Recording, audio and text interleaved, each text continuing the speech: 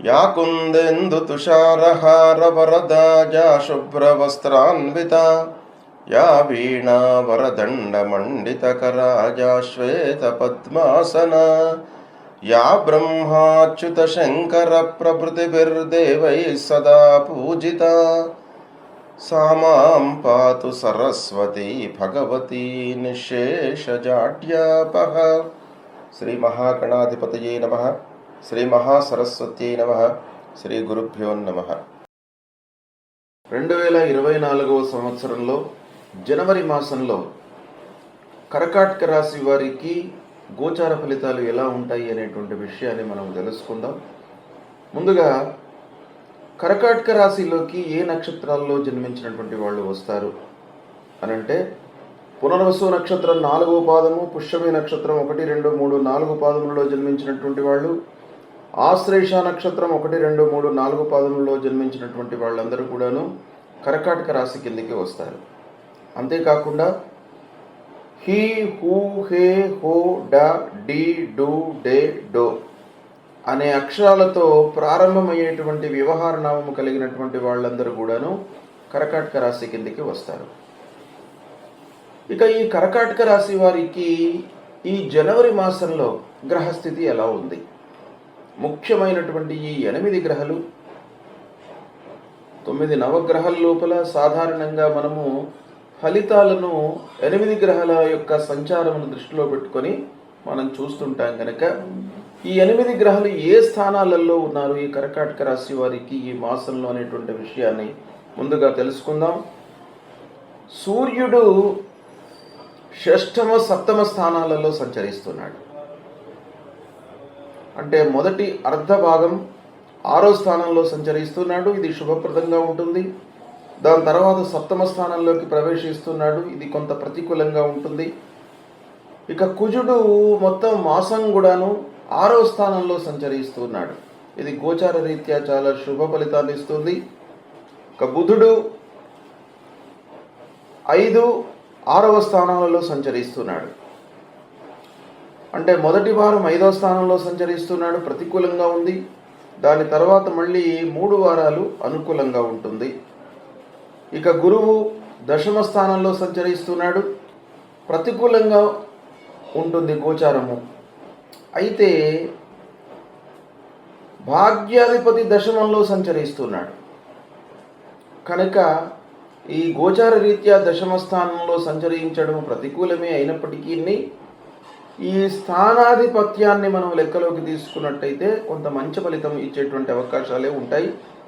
ఇక శుక్రుడు ప్రారంభంలో 5వ స్థానంలో సంచరిస్తున్నాడు, ఇది అనుకూలంగా ఉంటుంది. దాని తర్వాత మళ్ళీ 6వ స్థానంలోకి ప్రవేశిస్తున్నాడు, ఇది ప్రతికూలంగా ఉంటుంది. శని మట్టుకు 8వ స్థానంలో సంచరిస్తున్నాడు కర్కాటక రాశి వారికి, ఇది ప్రతికూలంగా ఉంటుంది. శని విషయంలో కొంత జాగ్రత్త పడాలి. ఇక రాహు భాగ్యస్థానంలో ప్రతికూలంగా సంచరిస్తున్నాడు, కేతువు 3వ స్థానంలో శుభప్రదంగా ఉన్నాడు. ఈ విధంగా కర్కాటక రాశి వారికి గ్రహస్థితి ఉంది, ఈ స్థానాలలో సంచరిస్తున్నారు. అయితే ప్రధానమైనటువంటి గ్రహాలు గురు, శని, రాహువు ప్రతికూలంగా ఉన్నారు కర్కాటక రాశి వారికి. ముఖ్యంగా 8వ స్థానంలో శనైశ్వరుడి యొక్క సంచారము ప్రతికూలంగా ఉంది కనుక ఆకస్మికంగా కొన్ని సంఘటనలు జరిగేటువంటి అవకాశాలు ఉంటాయి. అంటే ఊహించని ఫలితాలు కనుక కొంత జాగ్రత్తలు తీసుకోవాలి. అయితే ఓవరాల్గా ఆలోచించినట్టయితే ఈ కర్కాటక రాశి వారికి జనవరి మాసంలో మిశ్రమాధిక ఫలితాలు ఉండేటువంటి అవకాశాలు ఉన్నాయి. అంటే అధిక శాతము మంచి ఫలితాలే ఉంటాయి. అయినప్పటికీ ఈ ప్రధానమైనటువంటి గ్రహాల యొక్క ప్రతికూలత మూలకంగా కొన్ని ఇబ్బందులు తప్పవు. అయినా మాసవారీ ఫలితాలపై ప్రభావాన్ని చూపించేటువంటి గ్రహాలు మట్టుకు అనుకూలంగా సంచరిస్తున్నారు. అయితే ఉద్యోగ ప్రయత్నాలు ఫలిస్తాయి. ముఖ్యంగా చదువు పూర్తయి ఉద్యోగము వేటలో ఉన్నటువంటి వారికి, చాలా రోజుల నుండి ఉద్యోగ ప్రయత్నంలో ఉన్నటువంటి వారికి ఈ మాసము అనుకూలంగా ఉంటుంది. ఉద్యోగ ప్రయత్నం చాలా మట్టుకు ఫలిస్తుంది, మంచి ఉద్యోగంలో చేరుతారు. అయితే కొంత తాత్కాలికమైనటువంటి ఉద్యోగంలో ప్రథమంగా చేరేటువంటి అవకాశాలు ఉన్నాయి. అంటే టెంపరరీగా ఒక ఉద్యోగంలో చేరుతారు. దాని తర్వాత మళ్ళీ మంచి ఉద్యోగం కొరకై కంటిన్యూస్గా మీరు ప్రయత్నాలు చేస్తూ ఉంటారు. ఏది ఏమైనప్పటికీ ఉద్యోగంలో మీరు చేరడము, సంపాదన ప్రారంభించడం అనేటువంటిది ఈ మాసంలో మీకు జరిగేటువంటి అవకాశం బాగా ఉంది. ఇక ఆరోగ్య విషయం ఆలోచించినట్టయితే నిలకడగానే ఉంటుంది ఆరోగ్యము. అయినప్పటికీ మాసాంతంలో కొంత జాగ్రత్తలు తీసుకోవాలి. పని భారం మూలకంగా మీరు ఆరోగ్యాన్ని నెగ్లెక్ట్ చేసేటువంటి అవకాశాలు ఉన్నాయి కనుక ఆరోగ్యానికి మొట్టమొదటి ప్రాధాన్యత ఇవ్వండి. ఆరోగ్యాన్ని కాపాడుకోవడం అనేటువంటిది ఇక్కడ ప్రథమంగా మీరు చేయవలసినటువంటి అవసరం ఉంది. అయితే 3-4 వారాలలో ఉద్యోగస్తులకు, వ్యాపారస్తులకు, వ్యవసాయదారులకు అందరికీ కూడాను పని భారం పెరిగేటువంటి అవకాశాలు ఉన్నాయి. అంటే పని లోపల భారం పెరుగుతుంది, బాధ్యతలు పెరుగుతాయి. దాని మూలకంగా కొంత అలసటకు గురయ్యేటువంటి అవకాశాలు ఉన్నాయి. దాన్ని కొంత కట్టడి చేసుకోండి. అనవసరమైనటువంటి విషయాలను పక్కన పెట్టేసేయండి. ఏది మనకు అవసరమో దానిపై సంపూర్ణంగా మీరు మనస్సు నిలిపి ప్రయత్నాలు చేస్తూ ఉండండి. మీకు సత్ఫలితాలను పొందుతారు. ఇక బంధువులు, ఆత్మీయుల యొక్క సహకారం బాగా కలిసి వస్తుంది, అనుకూలంగా ఉంది. ఈ మాసంలో స్నేహితులు బాగా సహకరిస్తారు. అంటే మీరు చేసేటువంటి పనుల లోపల స్నేహితుల యొక్క సహకారము మీకు 100% లభిస్తుంది కనుక సహాయ సహకారాలను తీసుకోండి. వారి యొక్క మార్గదర్శకంలో మీరు నిర్ణయాలు తీసుకున్నట్టయితే సత్ఫలితాలను పొందుతారు. ఇక వ్యవసాయదారులకు ముఖ్యంగా బాగా కలిసి వస్తుంది. ఈ నెల అనుకూలంగా ఉంటుంది. రియల్ ఎస్టేట్ రంగంలో ఉన్నటువంటి వారికి కూడాను వ్యాపారం బాగా కొనసాగుతుంది, లాభదాయకంగా ఉంటుంది. భూములు, ప్లాట్లు కొనేటువంటి అవకాశాలు బాగా ఉన్నాయి. వాహన మూలకంగా మీకు బాగా కలిసి వస్తుంది. వాహనము కొనే అవకాశం కూడాను ఉంది. ఇక వ్యాపారస్తులకు ముఖ్యంగా చేతిలో ఉన్నటువంటి వ్యాపారంపై మనస్సు నిలపండి. చేతిలో ఉన్నటువంటి వ్యాపారంలో మీకు ఆటంకాలు రావు, నిరాటంకంగా కొనసాగుతాయి, లాభదాయకంగా ఉంటాయి.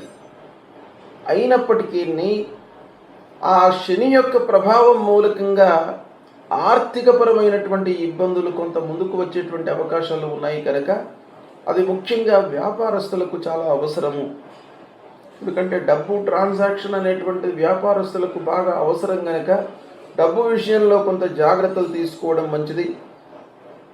ఇక ఇంటి వాతావరణము, భార్య, పిల్లలు, కుటుంబ సభ్యులు వీరందరి యొక్క సహకారము మొదటి 2 వారాలు బాగా అనుకూలంగా ఉండేటువంటి అవకాశాలు ఉన్నాయి. అన్ని విధాలుగా మీకు చేదోడు వాదోడుగా కుటుంబ సభ్యులు ఉంటారు. అయితే 3-4 వారాలలో మట్టుకు అనవసరమైనటువంటి చర్చల మూలకంగా కొంత ఇంటిలో డిస్ప్యూట్స్ అంటే అవగాహన రాహిత్యం అనేటువంటిది మీకు కలిగేటువంటి అవకాశాలు ఉన్నాయి. ఇకపోతే వైషమ్యాలకు తావివ్వకుండా సమస్యలను ఎప్పటికీ అప్పుడు దాన్ని సాల్వ్ చేసుకోవడానికి మీరు ప్రయత్నాలు చేయండి.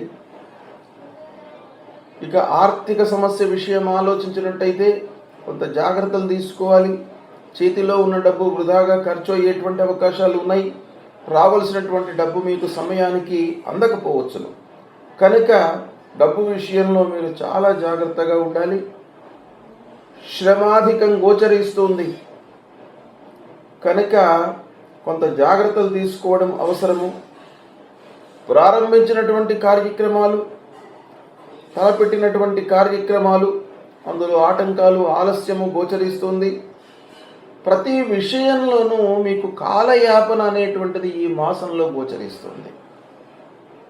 అంటే మీరు ఎక్స్పెక్టెడ్గా ఈ పనిని ఈ 15 రోజులలో నేను పూర్తి చేయగలను అని ప్రారంభించినట్టయితే అది అనుకోకుండా మీకు అందులో కాలయాపన జరిగి 15 రోజులలో పూర్తి అయ్యేటువంటి వ్యవహారము నెల రోజుల్లో పూర్తి కూడా కాకపోవచ్చును, ఆలస్యమయ్యేటువంటి అవకాశాలు ఉన్నాయి.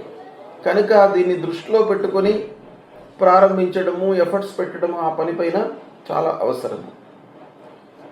ఇకపోతే ప్రతి విషయంలోనూ మీరు ప్రణాళికాబద్ధంగా ముందుకు వెళ్ళాలి.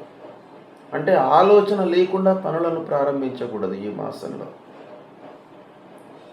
ఏ పనినైనా కూడాను ప్రారంభం నుండి చివరి వరకు ఉండేటువంటి ఘట్టాలను ఒక్కమారు మనస్సులో నిలుపుకొని వాటి గురించి ఆలోచించి ప్రారంభించినట్టయితే మీకు ఇబ్బందులు లేకుండా ఉంటాయి, సత్ఫలితాలను పొందుతారు, సమయానుకూలంగా మీరు పూర్తి చేసే అవకాశాలు బాగా ఉంటాయి. అనవసరంగా కాలయాపన గోచరిస్తుంది కనుక ఈ ప్రణాళిక పైన మీరు మనస్సు నిలపడం అనేటువంటిది చాలా అవసరము. ఇకపోతే ప్రయాణాలు మటుకు కలిసి వస్తాయి. విహారయాత్రలు, తీర్థయాత్రలపై మనస్సు నిలుపుతారు, దైవ దర్శనాలు చేసుకుంటారు, పెద్దల యొక్క అనుగ్రహాన్ని పొందేటువంటి అవకాశాలు ఈ మాసంలో బాగా గోచరిస్తున్నాయి.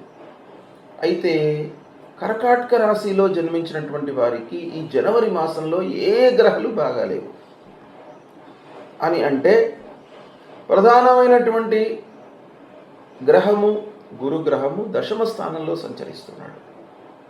ఇది వృత్తికి సంబంధించినటువంటి స్థానం. గోచార రీత్యా దశమ స్థానంలో సంచరించడం అనేటువంటిది ప్రతికూలమే. అయితే భాగ్యాధిపతి దశమంలో సంచరిస్తున్నాడు కనుక కొంతవరకు మీకు కలిసి వస్తుంది. అయినప్పటికీ గురువుకు సంబంధించినటువంటి స్తోత్రాలు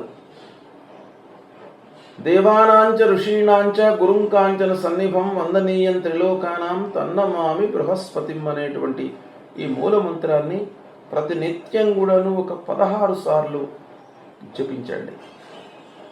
తద్వారా ఆ గురువు యొక్క అనుగ్రహం లభిస్తుంది. దత్తాత్రేయ స్వామి దేవాలయానికి వెళ్ళండి, దక్షిణామూర్తి స్తోత్ర పారాయణం చేసుకోండి, గురు అష్టకాన్ని పఠించండి, సద్గురువులను దర్శించుకోండి. తద్వారా మీకు ఆ గురువు యొక్క అనుగ్రహం లభిస్తుంది.